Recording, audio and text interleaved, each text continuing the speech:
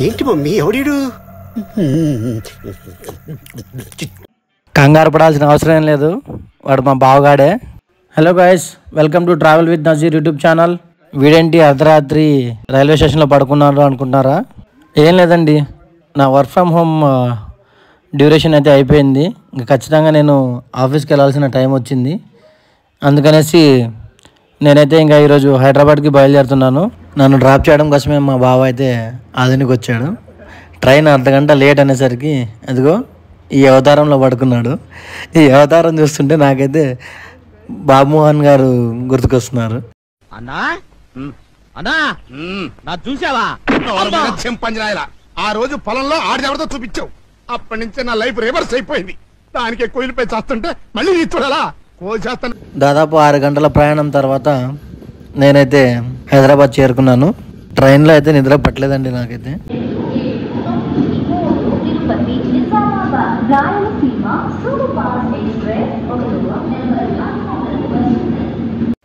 12793 ట్రైన్కి ఒక స్పెషాలిటీ ఉందండి నా లైఫ్లో. ఈ 12793 ట్రైను తిరుపతి నుంచి నిజామాబాద్ అయితే వెళ్తుంది. నేను పొరపాటున మా ఊర్లో ఎక్కి నిద్రపోయినా కూడా లాస్ట్ స్టేజ్ ఐదర్ తిరుపతి కానీ నిజామాబాద్ కానీ ఉంటుంది. సో నేను ఎక్కడికి వెళ్ళినా నా ఫ్రెండ్స్ ఎవరొకరు ఉంటారు స్టే చేయడానికి. బేగంపేట స్టేషన్ అయితే చాలా డెవలప్ చేశారు లాస్ట్ 3 monthsలో. నేను ఇంతకుముందు ట్రావెల్ చేసినప్పటికీ ఇప్పటికీ చాలా డిఫరెన్స్ అయితే ఉంది. స్టేషన్ నుంచి నేనైతే బేగంపేట మెట్రో స్టేషన్కి వచ్చాను. ఇదైతే ఇంకా ఓపెన్ లేదు. నేను ఒక 10 minutes వెయిట్ చేసిన తర్వాత ఈ సెక్యూరిటీ గార్డ్ వచ్చేసి షట్టర్ అయితే ఓపెన్ చేయడం జరిగింది. అక్కడ నుంచి నేనైతే ఇంకా తన వెనకాలే ఎస్కలేటర్ యూజ్ చేసి మెట్రో స్టేషన్ లోపలికైతే వెళ్ళిపోయాను. ఈ ఎస్కలేటర్ లాగా అందరి శాలరీస్ అలాగే కెరీర్స్ కూడా పైకి వెళ్ళాలి అని కోరుకుంటున్నాను మనస్ఫూర్తిగా. నేనే ఫస్ట్ వచ్చానేమో అనుకున్నా, కానీ వేరే రూట్స్ నుంచి నాకన్నా ముందు వీలైతే రావడం జరిగింది. ప్రజెంట్ నేనైతే మెట్రో ట్రైన్ కోసం వెయిట్ చేస్తున్నా దుర్గం చెరుకు వెళ్ళడానికి. ఖాళీగా ఉండడం ఎందుకనేసి అదిగో మెట్రో స్టేషన్ పైనుంచి ఇలా చూస్తూ ఉన్నా అటు ఇటు పక్కకు. ఓ ఇద్దరు అక్కడ కూర్చున్నారు. ఇంత పెద్ద కన్స్ట్రక్షన్ జరుగుతుంది, చూస్తున్నారా ట్రైన్ ఎంత పెద్దగా ఉందో. నేను వెళ్ళాల్సిన ట్రైను జీవితకాలం లేటు అని అనిపించింది నాకైతే. ఎందుకో తెలుసా, ఇటుపక్క ట్రైన్ రాలేదు, అటుపక్క ట్రైన్ అయితే వెళ్ళిపోతుంది. అర్లీ మార్నింగ్ ట్రైన్స్ కదా, ప్రజెంట్ అయితే అన్నీ ఖాళీగా ఉన్నాయి. బట్ పీక్ అవర్స్లో మాత్రం ట్రావెల్ చేయడం చాలా చాలా కష్టం మెట్రోలో. ప్రతిరోజు మెట్రో యూజ్ చేసి ఆఫీస్కి వెళ్ళే వాళ్ళు అయితే నా దృష్టిలో ఒక చిన్నపాటి యుద్ధం చేసి ఆఫీస్కి చేరుకునే వాళ్ళే. ఇన్ని రోజులు విలేజ్లో ప్రశాంతంగా ఉండి సడన్గా సిటీలోకి వచ్చాక ఇలా పెద్ద పెద్ద బిల్డింగ్స్, ట్రాఫిక్ ఇవన్నీ చూస్తూ ఉంటే ఇది కొత్తగా అనిపిస్తుంది.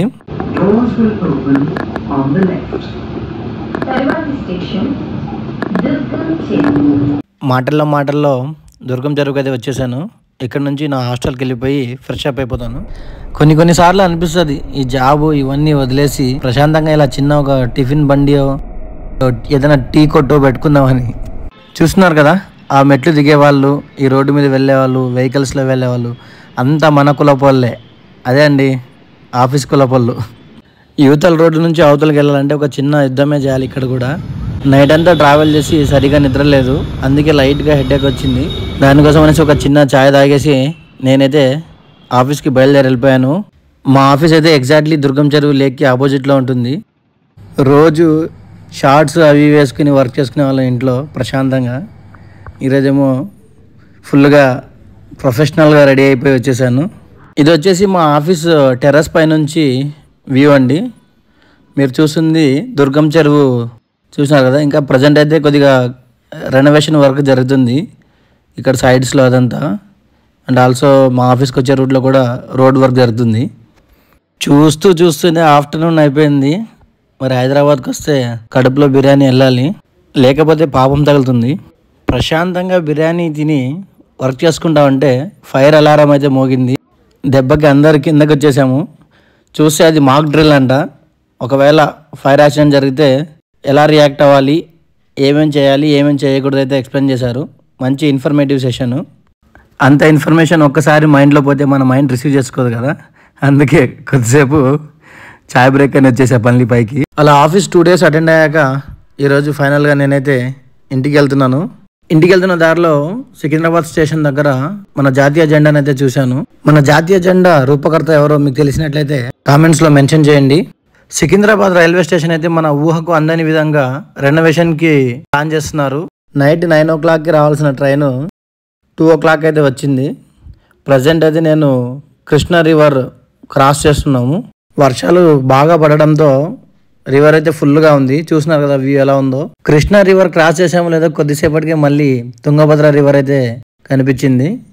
ఇందులో కూడా వాటర్ ఫుల్గా ఉన్నాయి. మనకు పైన హోస్పేట్ ఆ డిస్ట్రిక్ట్స్లో కర్ణాటక రాష్ట్రంలో వర్షాలు బాగా పడడంతో నీళ్ళైతే కింద వరకు వస్తున్నాయి. నా దరిద్రం ఏంటంటే ఈ ట్రైన్ కోచ్కి స్టాపింగ్ లేదు. సో నేను మళ్ళీ ఆదోనికి వచ్చి ఆదోని నుంచి మళ్ళీ ఇదే దారిలో తిరిగి మళ్ళీ మా ఊరికి రావాల్సి వస్తుంది. దాదాపు గంట జర్నీ వేస్ట్. వీడియో కనుక మీకు నచ్చినట్లయితే ఛానల్ని సబ్స్క్రైబ్ చేసుకోండి.